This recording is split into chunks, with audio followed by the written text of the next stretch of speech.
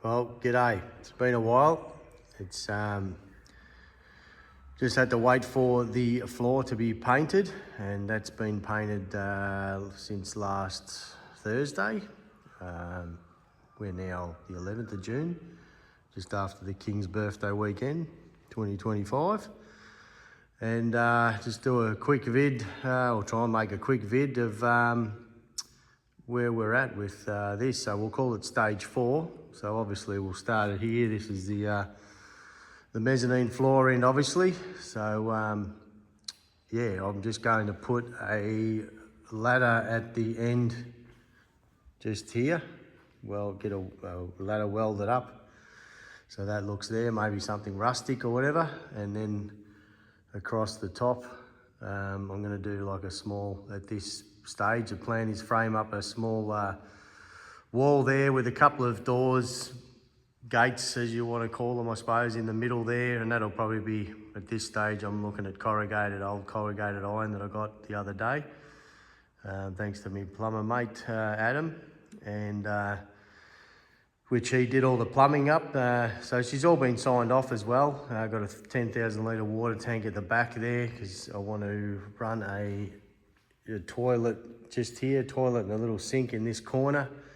And then there'll be the beer fridge obviously here. In the centre there we'll have the TV, and I'll put a cupboard. I'm planning on building or buying a cupboard that goes in between there, making up drinks and stuff like that. I have no plans for a bar or anything like that. Not at this stage anyway. And this corner here will be lined with old corrugated iron as well. And right in that corner there will be the wood heater. So put a little couch here sort of thing, or a couch, and just have a bit of a sitting area. I've got downlights. I originally was going to put just a single tube LED batten light there, like what's up there in the middle, but yeah, eventually come to the senses, and the wifey as well said, well, you know, you're putting the TV there with the glare. So I thought, well, we'll go a little bit fancy, and why stop the fanciness now, seeing it's pretty fancy at the moment. And we're going this far with the shed. So downlights, I'll line this ceiling under here with some particle board. It's called Osbrace. It's about 4mm, 3mm thick. So I'll line all that, put the downlights in that, and I'll use that along here as well to finish off that. Got some other bits and pieces obviously going in there, and I'll cover these posts here in like a timber, just to make that all look timber sort of look all along the top there as well. Thanks to my mate Craig as well for doing the flooring up there while I was away working. I got that done, so it's I had something I've started putting stuff up there already. Yeah, but then if I need to, I'll just throw an A-frame ladder up there, open that up to get a bit of an angle up there if I need to. But otherwise, as I said earlier, there's a ladder going at that corner. And I just bought a electric winch lift, which will go in the centre there, which will just, you know, put some slings around stuff and can lift it up to the top there easier, the heavier side of stuff. But I'm not putting on anything really heavy up there. So as you can see, we've got the sliding door entrance there. That'll be tinted, and I'll have a curtain that I can draw across that as well. Switchboard obviously with the door, the 3 electric roller doors there, and I've got a 15 amp power point there. There's data cable and all that run here, because as I said to the electrician, I watch a lot of YouTube and you know, music, 4-wheel drive, cars, bikes, whatever, while I'm working or not working. And I want to be able to have this sort of area here with got some old barrels and tables and chairs that can sit out here and have a good distance away from the TV, the 75-incher. So yeah, it's all lined, insulated, I should say, roof and floor. It's 5 bays. It's 17 metres by 10 metres wide by 17 this way, obviously, and 3.6 high to the gutter height.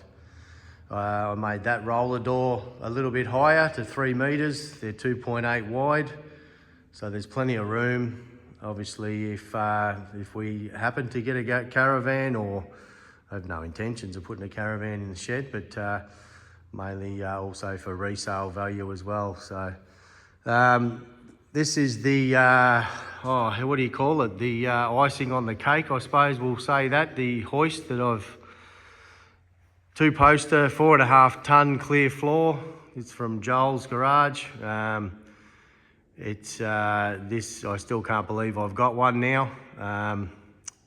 Still pinching myself over it, but that's been like easy 20 years in the making that I've wanted one of these. So it's just hard to believe that it's here in my shed now. So I should say our shed, because I like to include the wife as well, because she's been like just saying, what do you need? So she's been the financial advisor here. So this is all, thank you to my wife. She loves the cars as well. She loves spending time out here as well as the daughter.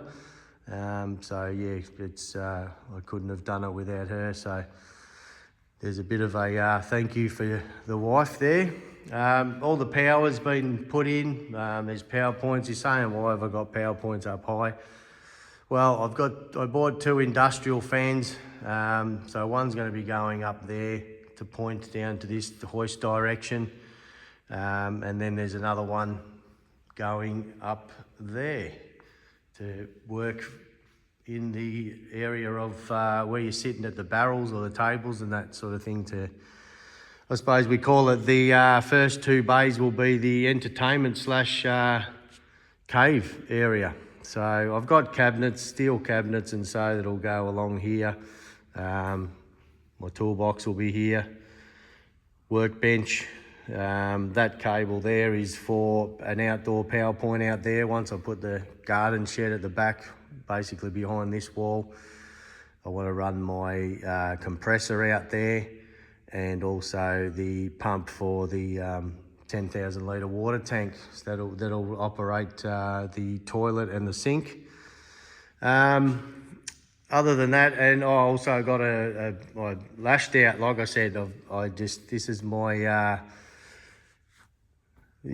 just dream shed, I suppose. So here I'm going to have a bike lift. I bought an air pneumatic hydraulic bike lift. So that will be my corner where I need to for work on bikes, service them, clean them, whatever, in that corner. And I'll have a shelf there with some, that houses oils and car wash and sprays and the likes. So so hence this corner and the workbench and toolbox being in front of the hoist. I did obviously get these, I call them UFO LED lights per bay. They're all on separate switches, and I'm going to put one somewhere here for over the bench, because obviously once you've got a hoist up there, the car on the hoist and the bonnet up and that'll just block out that light above it. So yeah, I guess if there's one thing I probably should have done, which is easy to add on, is put another light in that area there. So all in all, the floor also has been done in a 2-pack epoxy. So it was acid washed first, then it was